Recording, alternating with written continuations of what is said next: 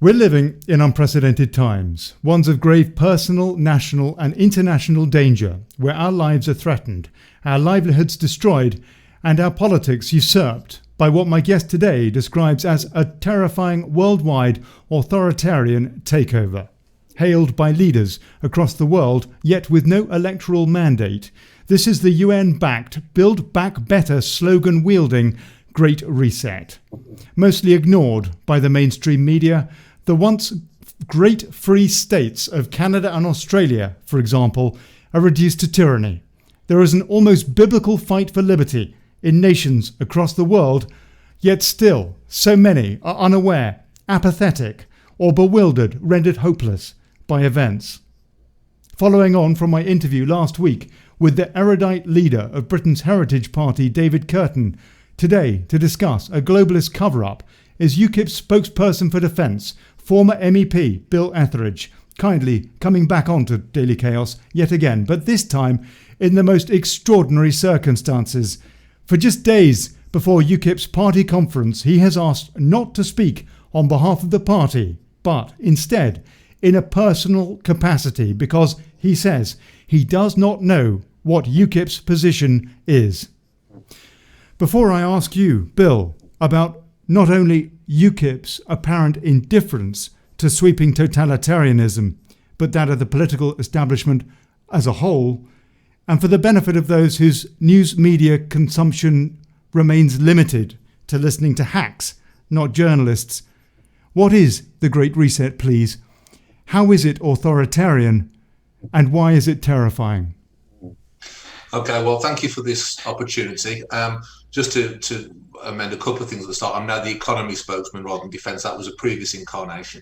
But the party itself of UKIP is settling its policies at the conference, hence why I want to speak in a personal context. The Great Reset, every time you hear Build Back Better, every time you see these crackdowns, these changes going on, the Great Reset, beginning back with the World Economic Forum and Mr. Klaus Schwab, it's all about changing everything about the way we live our lives, do business, the way our economies work, control over us in every respect.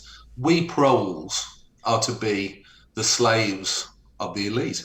And if someone had said that 18 months ago to me, 2 years ago, I don't know, where's your tinfoil hat gone, mate? It's nonsense. But everything that has happened over the last 2 years is entirely what has been predicted by the so-called conspiracy theorists. And it's time when people actually now started to wake up and realise that actually we are heading towards, if not already partially in, a state of existence where we have no freedom whatsoever. The thin veneer, the disguise of democracy, of freedom, is being wiped away by the day. And people are accepting it. And they're accepting through fear of a virus with a 99.9% plus survival rate. So when we're going to see the digitalization of money, we're going to see ID cards and control. Every part of what we do is going to be controlled and monitored. And as the great Mr. Schwab says himself, eventually you will own nothing and be happy. That's not what I'm prepared to stand for. That last bullet point is really the crux, isn't it? Are we not looking at global communism, essentially brought in by fascists? Well, we are, and we're a situation. It's Animal Farm, isn't it? Because we're all going to be equal, but some are going to be more equal than others. So whilst we're not going to be allowed to have our free will to do as we wish, to travel, to do all sorts of things, the handful at the top, the elite, as has been seen over the last 18 months, the very, very rich are getting exponentially richer at the same time that the normal, ordinary working people around the world are getting poorer and having everything taken from us. And it's perfect. It's the effect of communism, but with the fascist mentality of control and big business working with government. It's a perfect melting pot of all the evils of politics rolled into one. One of the facets of this Great Reset that concerns me the most is this social credit scoring, very CCP-esque. Can you tell me something about that?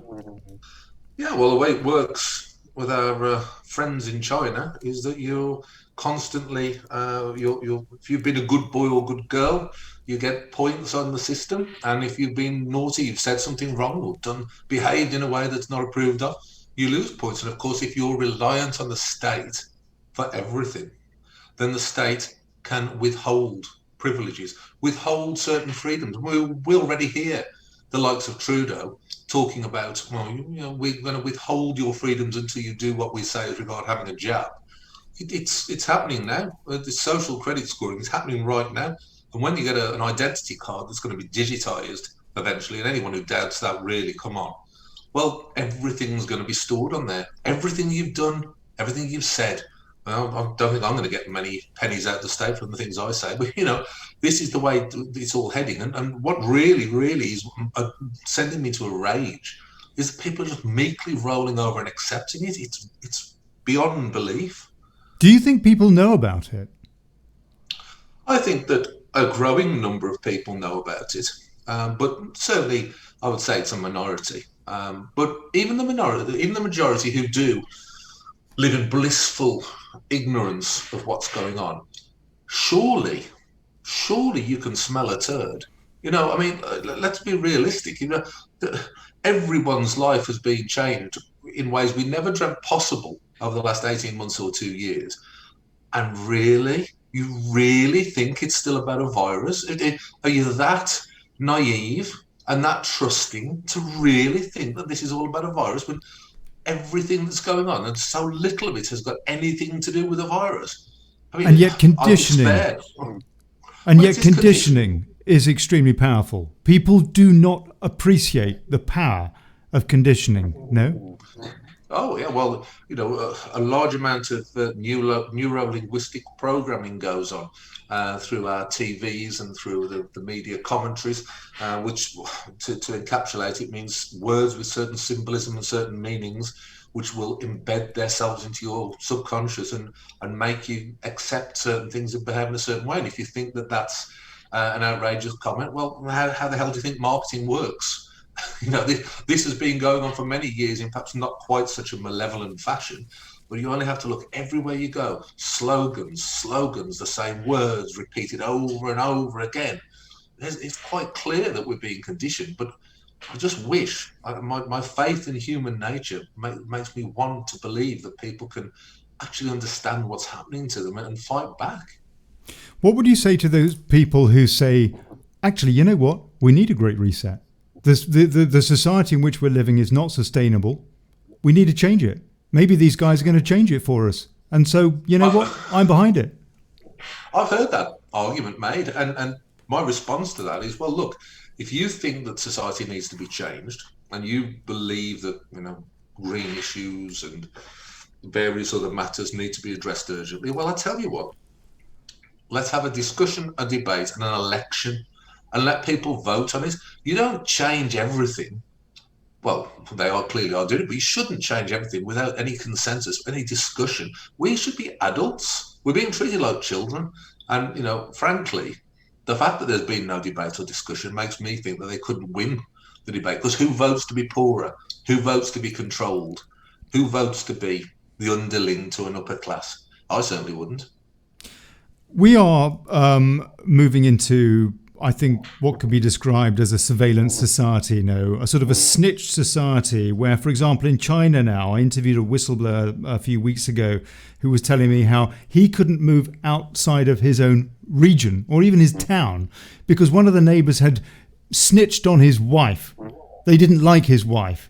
And then her social credit score went down or what have you. They cannot even get out of the town in which they are now. Are we in danger of entering into that kind of a model of control? We're already there, aren't we? But when we had the earlier lockdown periods where there were people still allowing others to come into their houses against the rules, there were pleas from the government and the police to report your neighbour. One step off, report your parents to the Gestapo. Really, this is where we already are, and Okay, I could see how people would fall for it initially when they thought some kind of bubonic plague was sweeping the world. But now we know the reality that it isn't anything like that. To still be accepting it shows a certain docile obedience, which I find quite pathetic. I'm going to come on to the so-called pandemic in a moment, but last question specifically regarding the Great Reset. Who is behind it?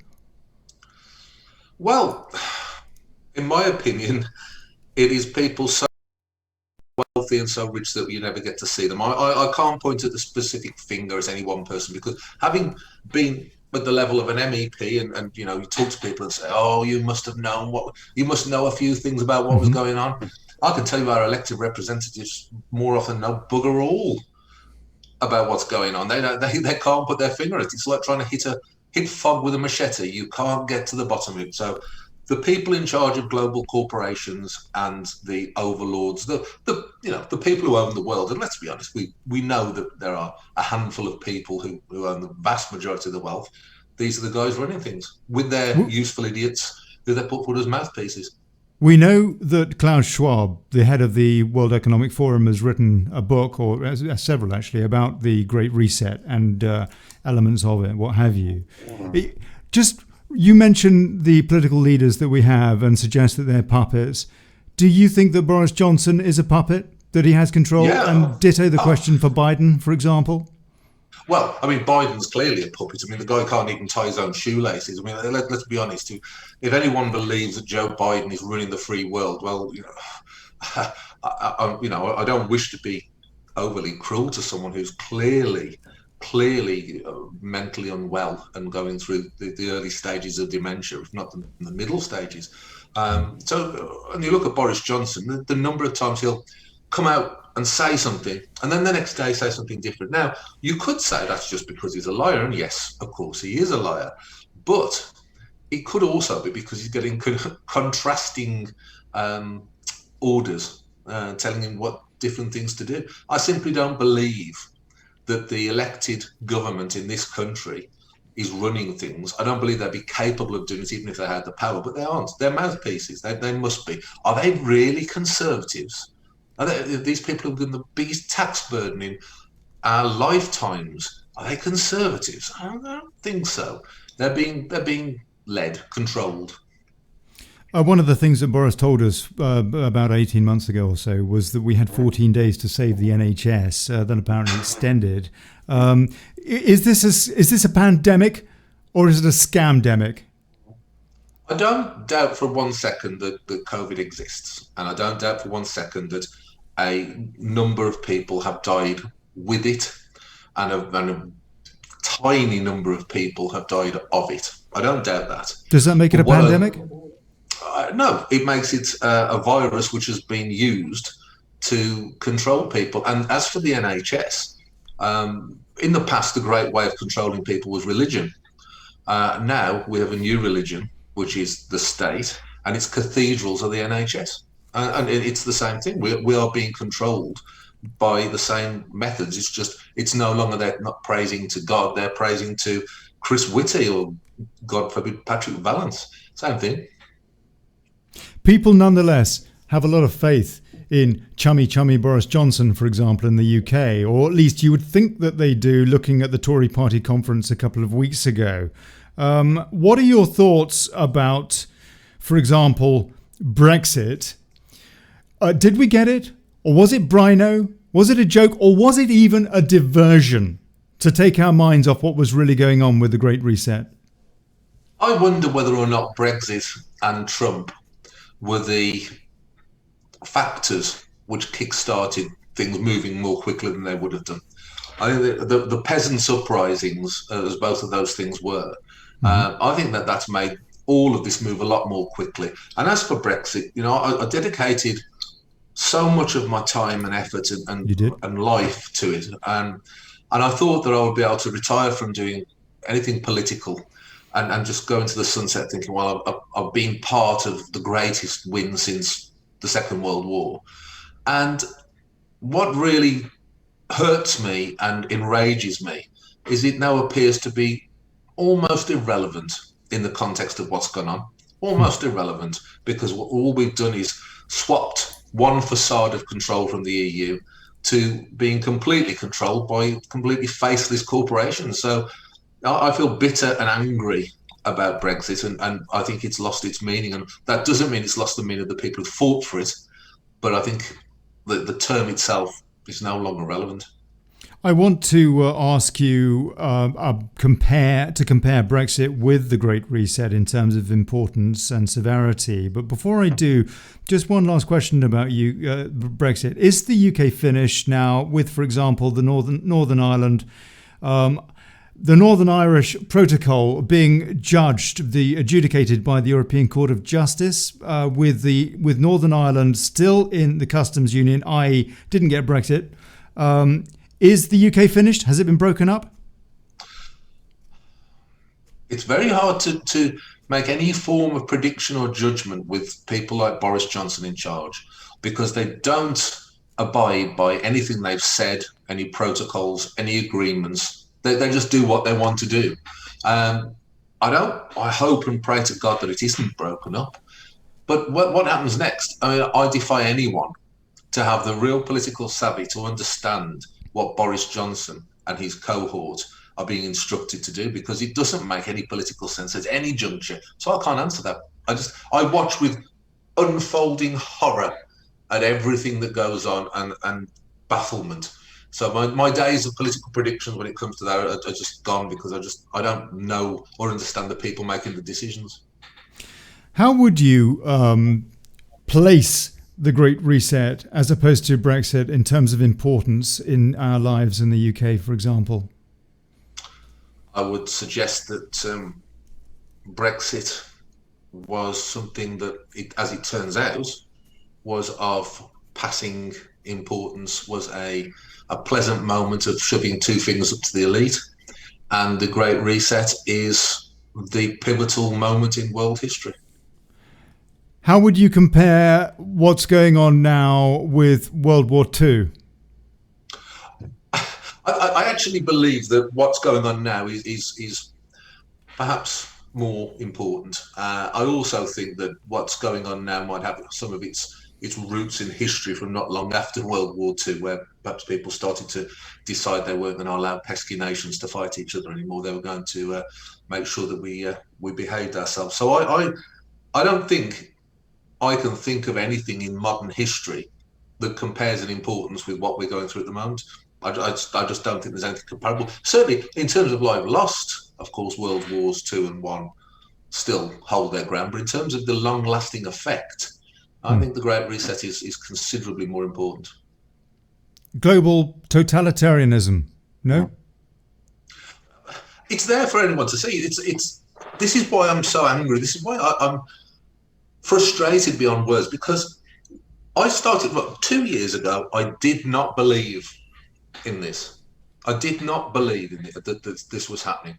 I was ardently pragmatic and practical and saying it can't be. And you look at everything that's gone on.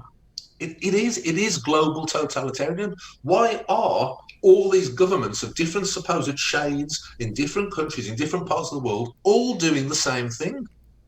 How can that be? I mean, you don't have to be a political genius or a tinfoil hat conspiracy theorist to think this is a bit odd. And no one seems to be using their brain and their critical thinking and saying, well, how can Trudeau, who's supposed to be totally opposite to Boris, who's supposed to be opposite to Biden, why are they all saying the same thing? Yes. Come on, surely people can wake up and see what's happening in front of their very eyes. Yes, absolutely. And yet, UKIP is silent. I went to their webpage earlier and I put in a search term, Great Reset.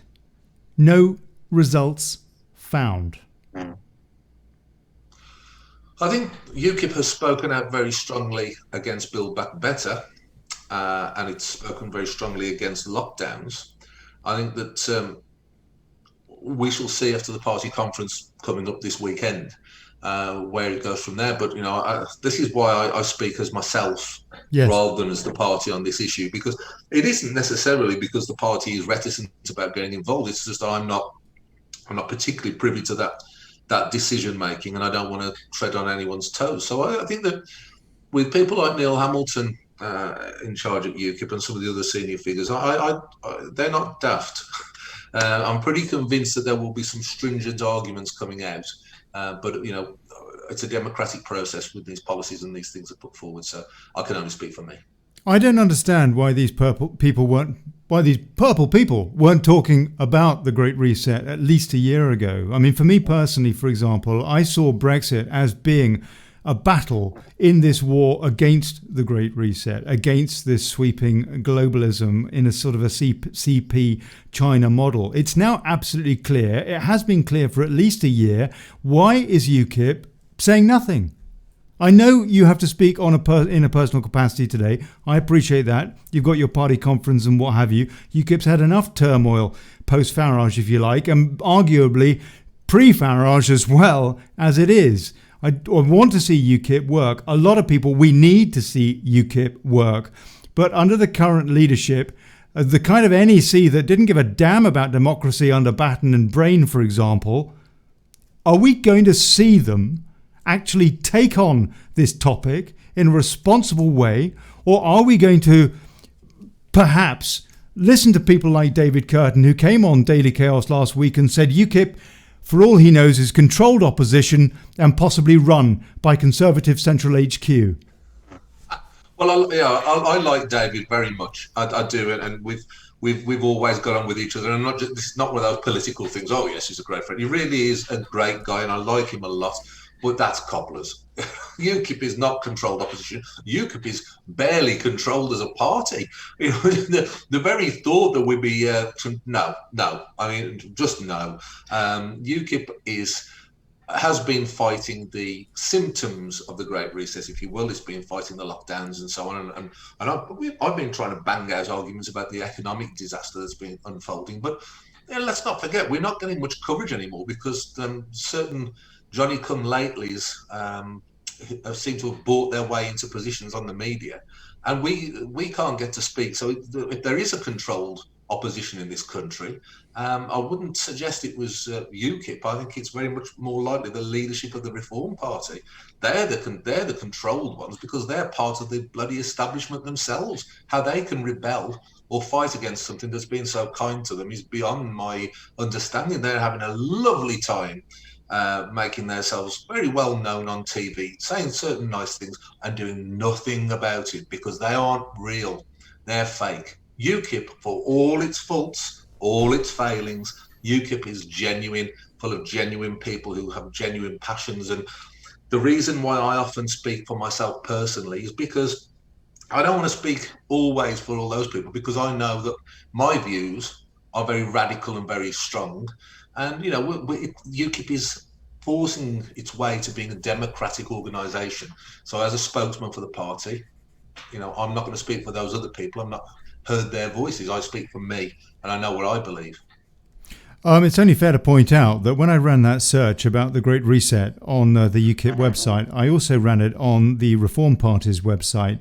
It came up with one result, which when I actually looked at the article, it turned out to be a false positive. There is no reference whatsoever to the Great Reset at the Reform Party's site as well. So that's Farage and Tice and others.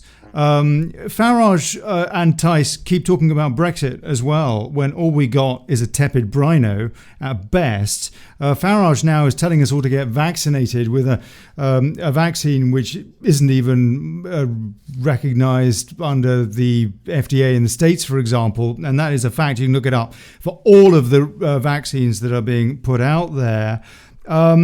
Is Farage, is he a fraud? Did he scuttle UKIP on purpose, in your opinion? And I'm asking you also as somebody who was a member of the Reform Party for a while. Well, they didn't have membership. I think they've only just started talking about that. They had what was it? I don't know, contributors or whatever, because a member gets to vote. We can't have that, can we? I very briefly registered for an MEP with them to support Nigel, because at the time UKIP was going through the Batten era, which was something I didn't want to be part of. I don't believe that Nigel deliberately scuttled anything. I was heavily involved as an MEP at the time. I think the party moved in a way that Nigel was moved away from Nigel's position, and so he felt he had to move on. Nigel's done some great things. I've worked alongside him for years and years and years. I'm disappointed that he's so pro-vaccine, if that's the case. I'm disappointed with the fact that he focuses so much on people coming across in dinghies across the channel, which is low-hanging fruit, isn't it? We all disagree with that. Great. We all think they should be sent back to France. Great. Okay. But that isn't the issue. That's not the big thing that's going on. Yes. My ire is predominantly of people like Tice, who, their involvement with Brexit was very much like the last-minute substitute in the World Cup final, coming on and then claiming man of the match. He just did nothing. So I don't think it's fair to be overly harsh on Nigel from my personal experience of him. I will never be too critical because he did do some fantastic work. But some of these other guys are pretenders, and they are not really fit to be leading any kind of resistance or rebellion because they are part of the elite. They aren't part of the revolt.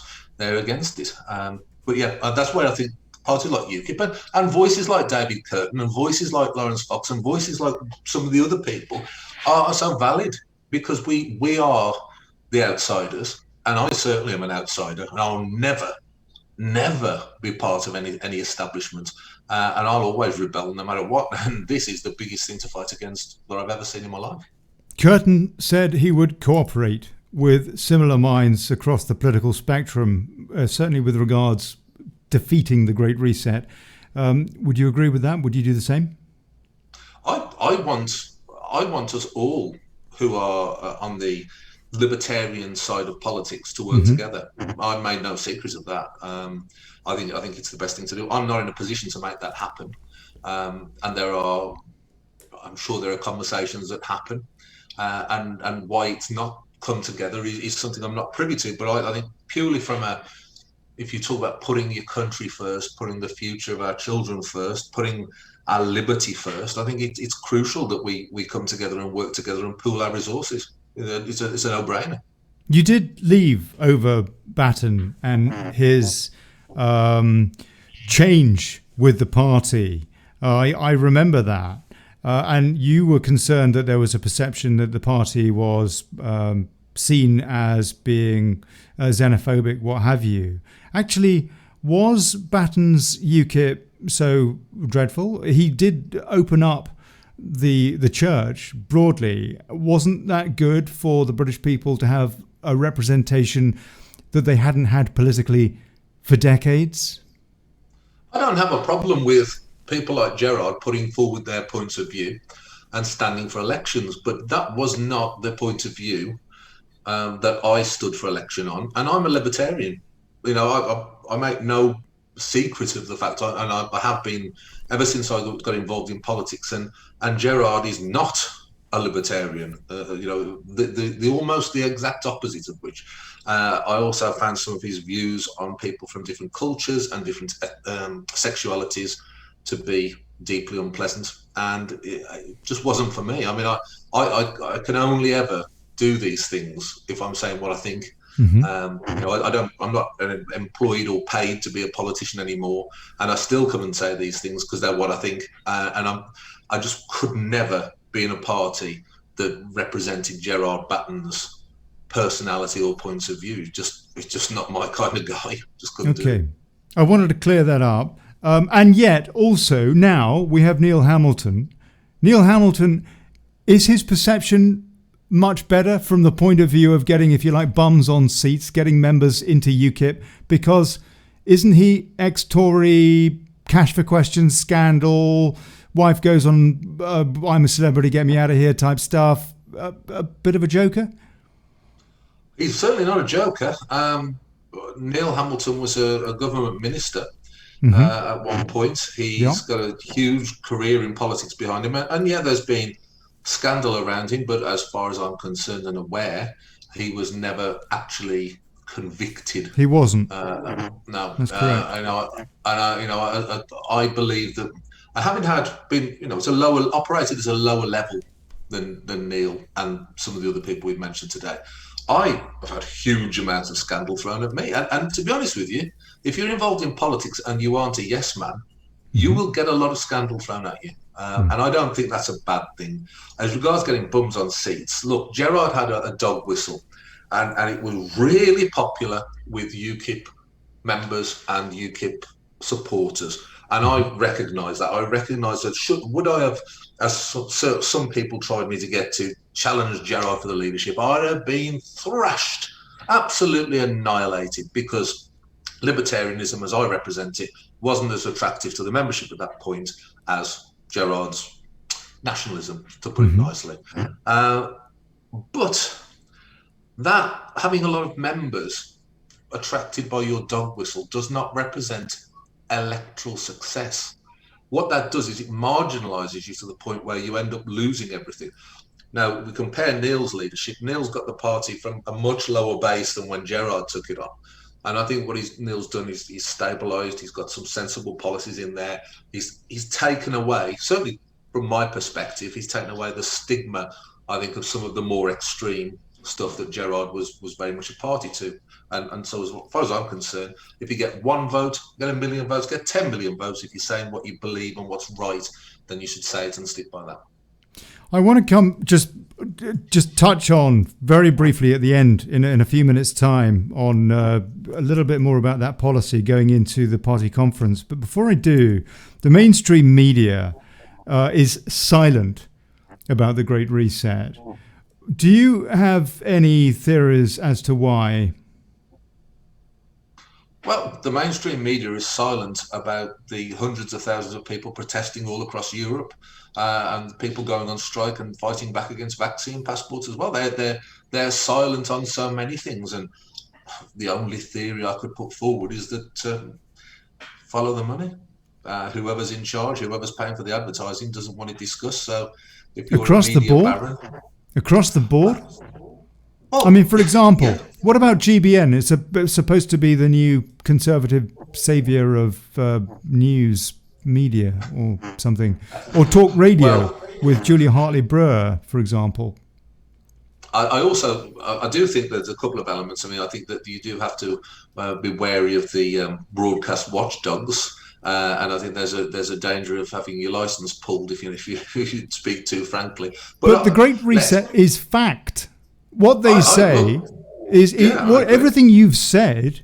They've said by 2030 you will own nothing and you will be happy. What's wrong with, for example, Mike Graham on Talk Radio saying that?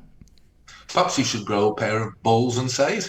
I mean, I don't know. You know, at the end of the day, I can't speak for why people have not done this. But, you know, the GB News, really, you know, it's I'm sure it has a few good moments, but it's not exactly the knight in shining armour. And Talk Radio, they have their moments. But Mike Graham, I like him. I like to listen to his stuff sometimes. Good broadcaster. But we aren't talking about radical revolutionary people who are going to go out on a limb. It takes someone to go out on a limb to do this stuff. You have to have an outrider who's going to do it. And we don't have those kind of people at the moment. We just don't have them. We have people like yourself and me shouting and screaming, but the people who are in the real positions aren't prepared to risk those positions. But we're not going to get this out, this message that people really, really have to wake up to what's going on. The kind of world that they are bequeathing their children, for example, unless the likes of UKIP gets a backbone and pipes up about it. No? UKIP, I think, is probably speaking out about this as much as many, although the words Great Reset aren't being used particularly. Exactly. But they are speaking out, and I use the words. You do, sir. But as policy, it's not discussed. And therefore, I mean, do we not need this put out there explicitly? And also, is it not an opportunity for UKIP to make a mark? I think it is, but UKIP is a democratic party, and we have to get those policies through. I mean, at the end of the day, even if we agreed on this coming weekend that we're going to put that as our flagship policy, can you see us being on the news at 10 discussing it? Can you see any kind of coverage? I mean, I've been talking about issues on the economy, which I think is kind of important for over a year now for UKIP. I can't get into any kind of media except for certain social media outlets, which is great, and I'm very grateful to all the people who've put me on. But I'm a relatively well-known and experienced former politician. I can't get on, You but are. every sort of Tom, Dick, and Harry who's bought their way into the Reform Party or who's got some contacts with GB News, or they're on, but they're not making any points that matter, and that's why they're on. This is the whole point. You said the words earlier: controlled opposition. Yes. One thing that UKIP will never be, and one thing I'll never be, is that, and that's why we never get on the mainstream media.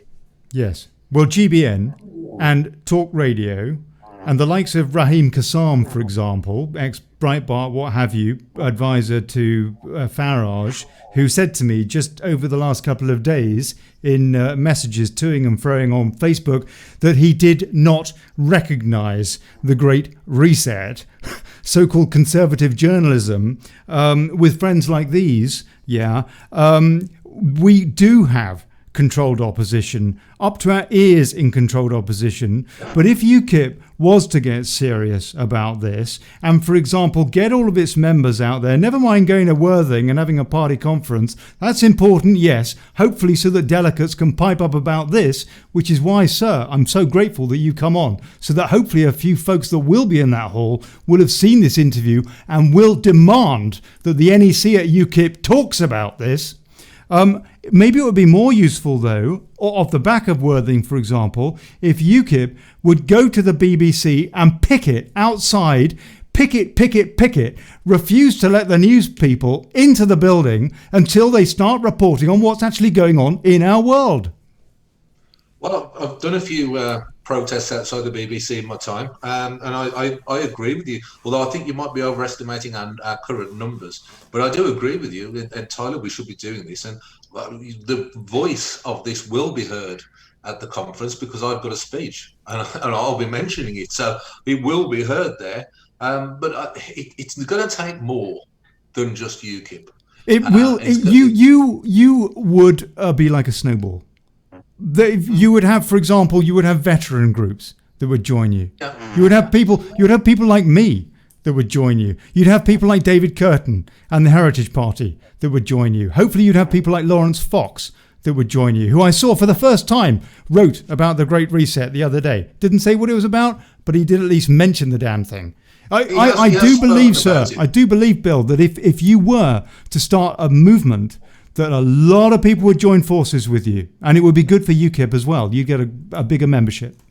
There is no point here when I'm disagreeing with you, but I am not.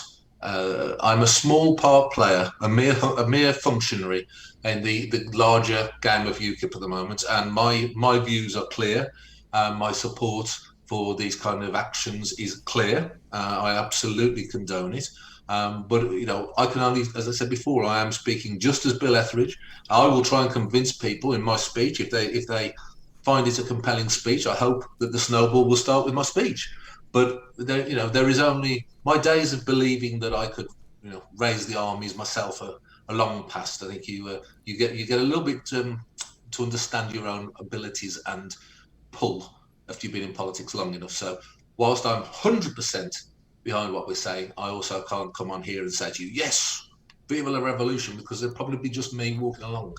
Who do we need to talk to at UKIP? Who can I get on this show from the NEC, for example, to discuss precisely this? Well, there's an NEC election, which is being announced, the results of on the weekend. So I think it might be an idea to find out who gets elected, and then we can we can see what their views are, because everything is sort of in flux at the moment, which might be another reason why there's been a pause. But the leadership and the NEC results will be all out in the very near future, and then we'll all know who we're dealing with at the present. And also, since there's been lockdowns and restrictions, we haven't really been getting together that much to meet because for fear of being stopped by the Stasi crossing the border towards Watford Gap. So it's not always been that easy. So I guess after the weekend we might be in a better position. Last question to you, Bill. Winter is coming. Flu season is upon us. What would you expect to see in terms of restrictions placed on the British people over the coming months? I expect to see everything you would call a lockdown but called something else, because we're not having any more lockdowns, are we? We're going to have measures that are just as bad. I think we're going to see the hospitality industry hit hard again. I think you're going to see mask wearing again, that ludicrous farce of mask wearing imposed upon people again. And I think that the pressure to get people to be jabbed is going to go through the roof. I hear a government advert occasionally on the radio aimed at parents of teenagers saying, "Oh, go on, don't let them miss out. Let them go and persuade them to get the jab. You know it's the nice thing to do." And I find it utterly disgusting. And I think we're going to get more of that. So there's going to be a full-on psychological and legal war on the British people, trying to force people to comply. And I hope with all of my heart that the British people say no and resist, because I will be. You know, I have to say, actually, I have to give you an apology, because on a social network the other day, I called you a fraud. I called pretty much the entire senior tier of UKIP fraudulent in the absence of discussion about what's going on. What apparently is a kind of a scamdemic, a hyped pandemic, to bring in, using paraphrasing Justin Trudeau, this great reset. Clearly, your conviction is there to try to defeat this. I don't know about UKIPs. I might apologise to them later, but I do apologise to you now, Bill Etheridge. Thank you very much indeed for coming on the show, sir. Thank you. It's been a pleasure.